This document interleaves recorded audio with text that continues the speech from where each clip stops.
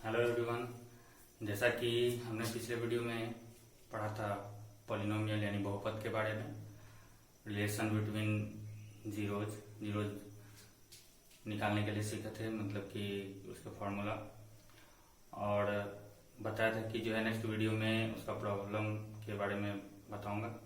तो अभी वही एक्सरसाइज जो है 2.2 का सॉल्यूशन में बताता हूँ, कुछ क्वेश्चंस जिसको समझने के बाद फिर एक्सरसाइज का बाकी क्वेश्चंस खुद से आप सबको समझ जाएगा। तो एक्सरसाइज 2.2 का जैसे कि क्वेश्चन पहला नंबर में है, एनसीईआरटी का बुक या कोई और भी बुक में पहला नंबर में क्वेश्चन है कि निम्न द्विघात बहुपदों के शून्य ज्ञात कीजिए और शून्यकों तथा गुणांकों के बीच संबंध की सत्यता की जांच करें। तो सबसे पहली बात की शून्य ज्ञात करना है आप सबको, उसके बाद उस शून्यकों के बीच जो संबंध होता है उसकी सत्यता की जांच करना है। तो ये क्वेश्चन जो है ये केसी सिन्हा से किया गया है। तो क्वेश्चन यहाँ पर दिया हुआ द्विघात समीकरण 2x² - 8x + 6, 2x² - 8x + 6। तो सबसे पहले इसका शून्य ज्ञात करना है। तो शून्य कैसे ज्ञात करेंगे? तो शून्य जो ज्ञात करेंगे, इससे प्रीवियस क्लास में भी सीखे हुए थे, गुणनखंड करना, द्विघात समीकरण का जो है गुणनखंड करना। तो वही यहाँ पर द्विघात बहुपद का जो है गुणनखंड करेंगे हम।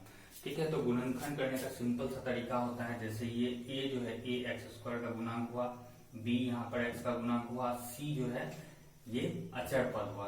तो a और c को यहाँ समझा रहे हैं, a और c को अगर मल्टीप्लाई किया जाए, a और c को मल्टीप्लाई करना सबसे पहली बात, यानी ये c हम किए तो ये आ गया आपको 6 दूनी 12 x²। अगर यह प्लस में ही आ रहा है तो इसका दो ऐसा गुणनखंड लेना है जिसको प्लस है तो जोड़ के हमको बीच वाला आना चाहिए, जोड़ के। और अगर यहीं पे अगर माइनस में आता है तो घटा के बीच वाला आना चाहिए।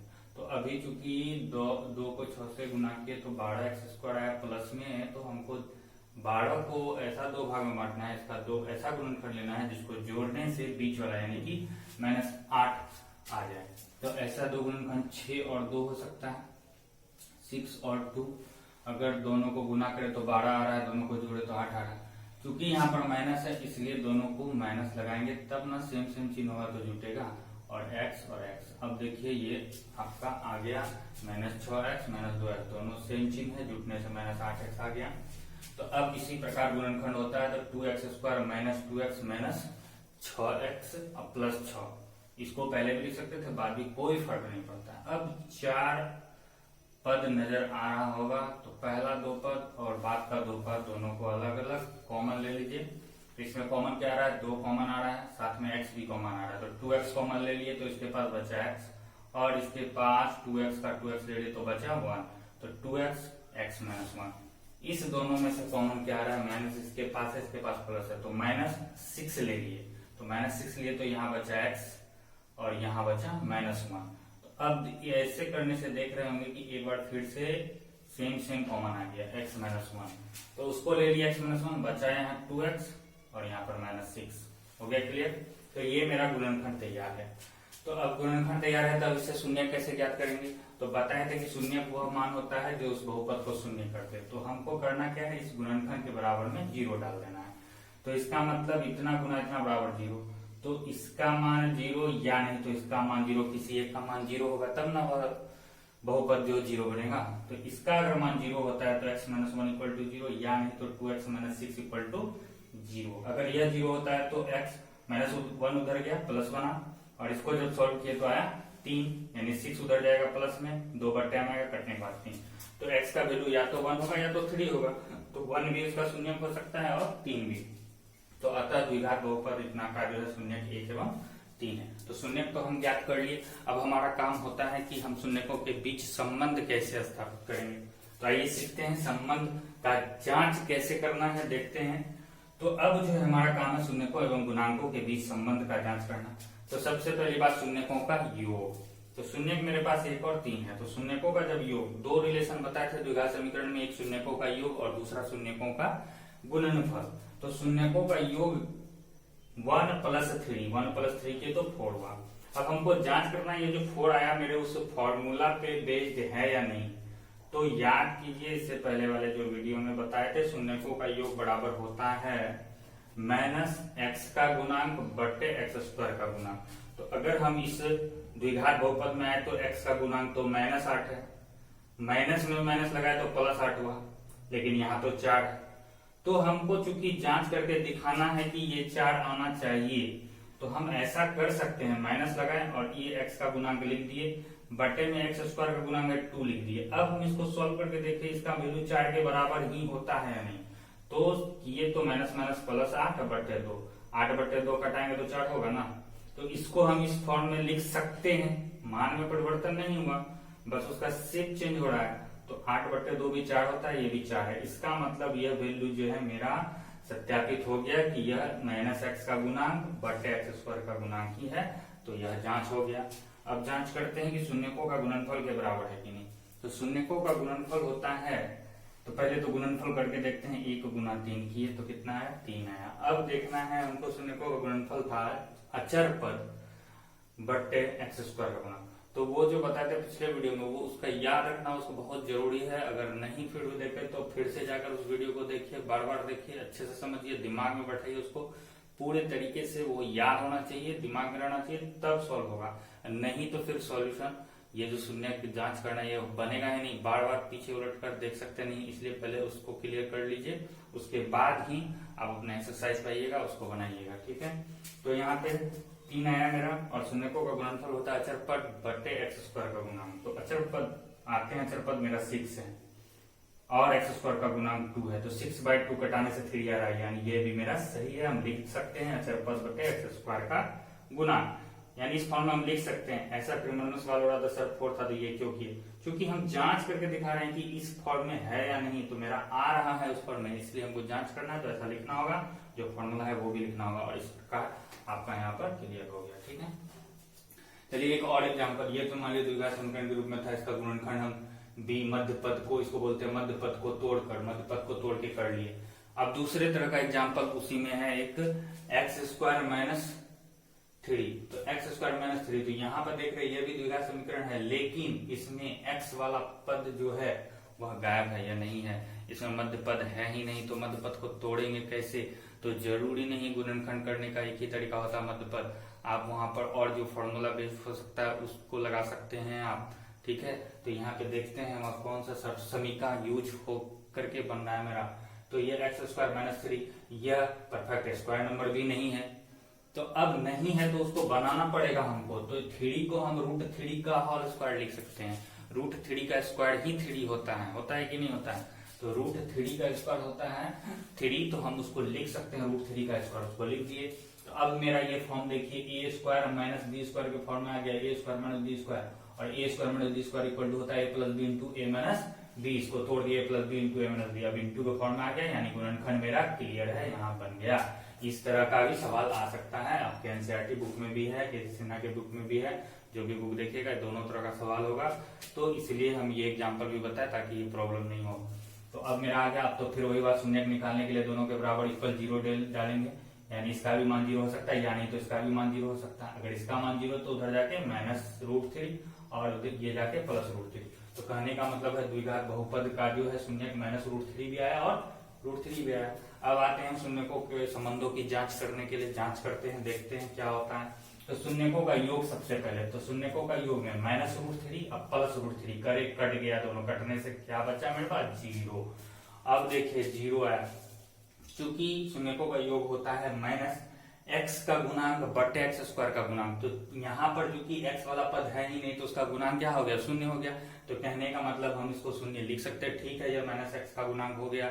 नीचे में 0 के नीचे कुछ नहीं तो 1 हम डाल सकते हैं, और 1 यहाँ पर क्या है, एक्स स्क्वायर का गुणांक है। तो इस प्रकार यह सत्यापित हो गया कि माइनस एक्स का गुणांक बटे एक्स स्क्वायर का गुणांक। अगर कहीं भी नहीं समझ में आ रहा है तो आप पूछ सकते हैं बार बार, ठीक है। उसके बाद शून्यकों का गुणनफल आप कमेंट करिएगा, हम देखेंगे उसको और कुछ बता दिया जाएगा। शून्यकों का गुणनफल, शून्यकों का गुणनफल करना है तो -√3 इंटू √3 करे, √3 को √3 से मल्टीप्लाई किया तो 3 हुआ, और माइनस है तो -3 हो गया। अब यहाँ पर आके देखते हैं, चूंकि अचर पद -3 ही है और होता भी है अचर पद बटे एक्स स्क्वायर का गुणांक, बटे में इसका कुछ नहीं तो 1 हम डाल सकते हैं, और ये भी क्लियर हो गया। इस तरह का और कोई भी एग्जाम्पल आप एनसीईआरटी का जो भी लेकर के आप सॉल्व कर सकते हैं और देख सकते हैं, उसको बना सकते हैं। फिर कोई प्रॉब्लम होगा तो फिर उसको बताया जाएगा। अब इसी का एनसीईआरटी का फिर दूसरा नंबर का क्वेश्चन में हम आते हैं मेन क्वेश्चन में। वह क्वेश्चन कह रहा है, वहां पे लिखा हुआ है कि एक द्विघात बहुपद ज्ञात कीजिए जिसके शून्यकों का योग तथा गुणनफल निम्न हो। तो याद कीजिए, पिछले वीडियो में सबसे लास्ट में बताए थे कि अगर शून्यकों का योग एवं शून्यकों का गुणनफल दिया हुआ हो तो द्विघात बहुपद कैसे ज्ञात करेंगे, या फिर त्रिघात बहुपद वाला वो कैसे ज्ञात करेंगे, उसके लिए फॉर्मूला बताए थे। तो उसी फॉर्मूला पे हम इसको निकालेंगे। तो मेरे पास दिया हुआ शून्यकों का योग एवं शून्यकों का गुणनफल। चलिए वहां पर क्वेश्चन है, यहाँ पे हम बनाकर दिखा रहे हैं।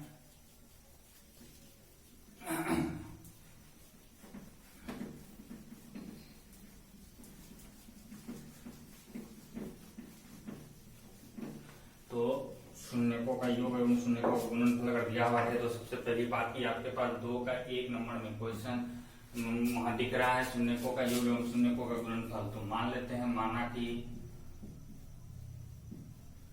द्विघात बहुपद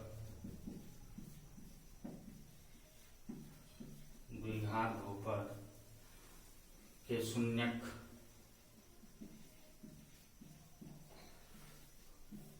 अल्फा एवं बीटा है। तो गिवन है, आपके पास दिया है शून्यकों का योग यानी alpha plus beta equal to 4, शून्यकों का गुणनफल यानी alpha into beta equal to 1। तो इसलिए द्विघात समीकरण निकालना है। तो द्विघात समीकरण का फॉर्मूला लिखाए थे X square minus alpha plus beta into X plus alpha beta. Formula based बैठाइए, X square minus alpha plus beta का मान 4 इंटू एक्स फिर alpha plus beta equal to 1 हो गया आपका आंसर। कोई प्रॉब्लम नहीं, ठीक है। इसी में एक क्वेश्चन आता है और इस टाइप का भी बता देते हैं, हो सकता है इसमें प्रॉब्लम हो फंसो। तो क्वेश्चन आपके पास है कि क्वेश्चन है एनसीईआरटी का 1 नंबर में क्वेश्चन है आपके पास 1/4 और -1 ये क्वेश्चन दिया हुआ। तो फिर सॉल्यूशन में आते हैं। माना कि वही बात, द्विघात बहुपद के शून्यक अल्फा एवं बीटा है। तो दिया हुआ है शून्यकों का योग यानी कि alpha plus beta equal to 1/4 और alpha into beta equal to क्या दिया हुआ है, -1 दिया है, ठीक है। तो आपको द्विघात बहुपद निकालना है। तो ठीक है, द्विघात बहुपद का फॉर्मूला पे बैठाना है और निकाल देना है, कोई दिक्कत नहीं है, आराम से निकल जाएगा। तो यहाँ आते हैं, इसलिए द्विघात बहुपद, तो द्विघात बहुपद बराबर है आपका x square minus alpha plus beta x और प्लस अल्फा इंटू बीटा। तो इस पे बैठाने से x square minus 1/4 x plus -1 x square minus x/4 -1 आ गया, ठीक है। तो -1 था चूंकि वहां बैठा है। अब देखिए ये स्टैंडर्ड फॉर्म में नहीं हुआ, जब तक इसके अपॉन में यहाँ 4 है तो स्टैंडर्ड फॉर्म में हुआ नहीं। स्टैंडर्ड फॉर्म होता है ax² plus bx plus c, ठीक है। वो सभी के सभी पूर्णांक होने चाहिए, ये पूर्णांक है नहीं। तो स्टैंडर्ड फॉर्म में आने के लिए क्या करना है, जो आपको बट्टे में दिख रहा है 4, जिसके भी इसके वे रहे इसके में, उससे क्या करना, मल्टीप्लाई कर देना है। कर दीजिए 4 से पूरा बहुपद को मल्टीप्लाई कर दीजिए। तो देखिए 4 से मल्टीप्लाई करने से क्या हुआ, 4x² हो गया, 4 कट गया तो क्या बचा, x बचा और -4y, ये आपका आंसर हो गया, ठीक है। और उम्मीद करता हूँ कि जो है आप समझ गए होंगे, दो एग्जांपल दोनों का बता दिया गया है। अब आपका 2.2 का एनसीईआरटी का सारा क्वेश्चन बन जाएगा। अगर फिर भी कोई प्रॉब्लम होता है तो आप कमेंट कीजिए, और वीडियो अच्छा लगा तो उसको लाइक कीजिए, कमेंट करके बताइए समझ में आ रहा है या नहीं आ रहा है। और जो है लास्टली सब्सक्राइब भी कर दीजिए, शेयर भी कर दीजिए। और बाकी जो है केसी सिन्हा का बुक से भी बना लीजिए, जैसे 1 नंबर से बन जाएगा सारा, 9 नंबर में ये वाला जो है 9 नंबर में है, ठीक है। उसके बाद फिर बना के रखिए, फिर नेक्स्ट वीडियो में जो है नेक्स्ट फिर टॉपिक पे हम लोग चर्चा करेंगे। तब तक के लिए बहुत बहुत धन्यवाद।